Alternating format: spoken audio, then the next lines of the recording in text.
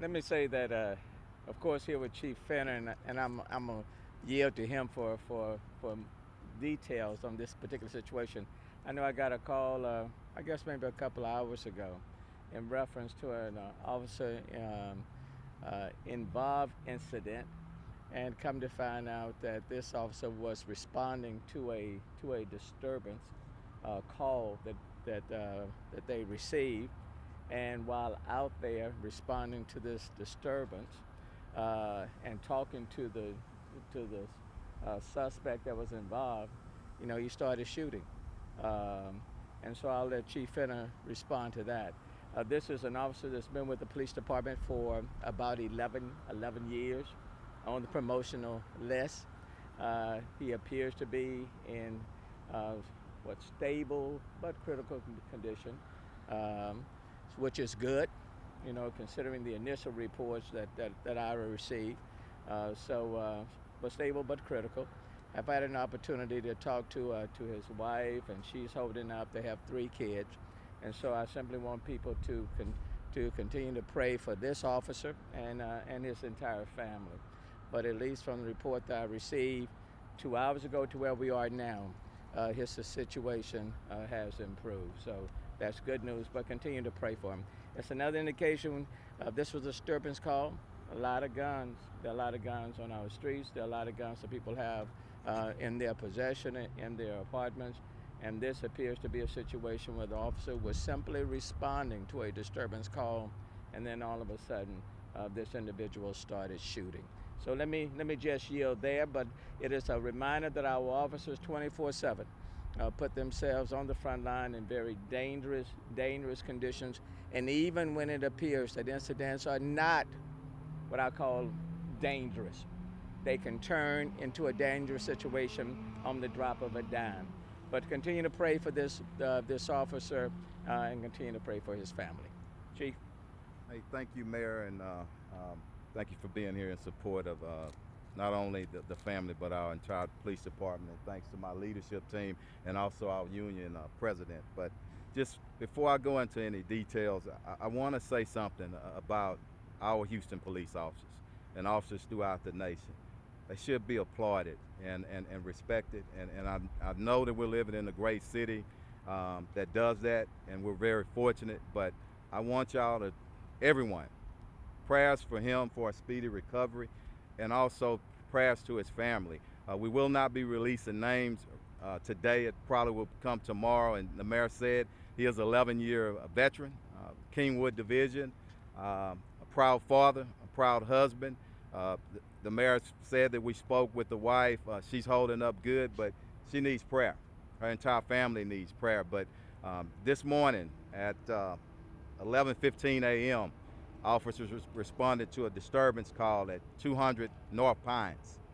When officers arrived, they spoke to a female, and the female said that her and a male that lives at the apartment complex had a disturbance over a parking space. At some point, she alleges that the male spat in her face. When the officers got that information, they went to the male's apartment to get some information from him, try to establish some identity, and get a statement from him. At some point, when they were in the door talking, the male immediately comes out and starts firing upon one of our officers. He fired multiple times. He was struck at least twice in the arm, I think in the abdomen, and I think the vest protected that. So we're gonna send up some thanks to everyone, and especially God, that he's in stable but still serious critical condition. But it just goes to show you it's a dangerous place. He did have a backup officer there, and this is preliminary, and things change. I'm just trying to be as transparent as I can, but understand I hadn't looked at the body-worn camera, and I'll get a chance to do that. But what I'm being told is once he fired upon the officer, the other officer immediately engaged with his hands and took custody of the suspect. So our officers did not fire. They didn't have the time to fire. And sometimes, and I know this question is going to come up, let me clear it up right now. Hand to hand and in battle, when you're close in, sometimes you don't even have a chance to draw a weapon, and you have to go hands-on. and I won't speculate because I want to see it, but something that may have had happened, okay? But the investigation will be headed up by our special investigative unit out of homicide.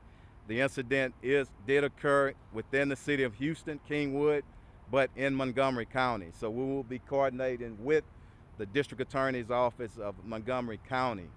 So again, let's just pray for the family, and we will release the names. The suspect is a white male, age 26. We will, once we get charges filed, we'll release that name as well. But we'll open up for questions. Can you tell us if the suspect has a criminal history? Was he out on bond for anything else? I don't know right now. We're looking into that. I don't know right now. I don't want to give any information out until it's confirmed, and we'll send that out to you guys later on.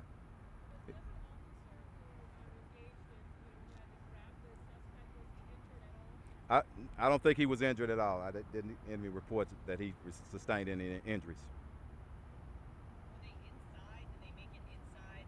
I don't. The way they described it to me, and again, it's preliminary, that they were in the door, in the entrance of the door.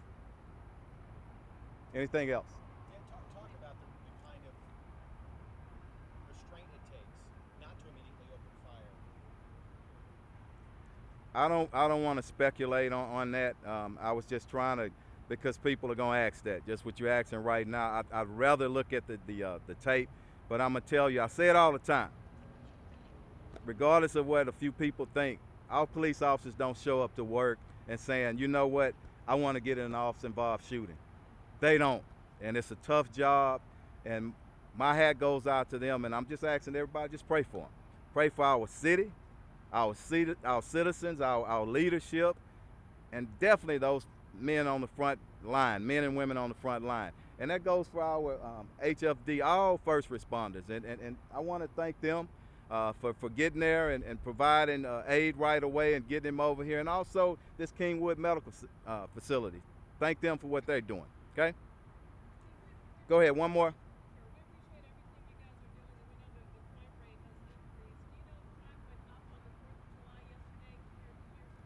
I hadn't had a chance to look at the stats, but I'm at work in the morning, and that's one of the first things we do. You look at things over the weekend, so we'll send something out to you. I don't have that answer for you right now, but just looking and just reading some of the reports that come from our real-time crime center, it wasn't as bad as our Memorial Day weekend, so hands up for that, okay?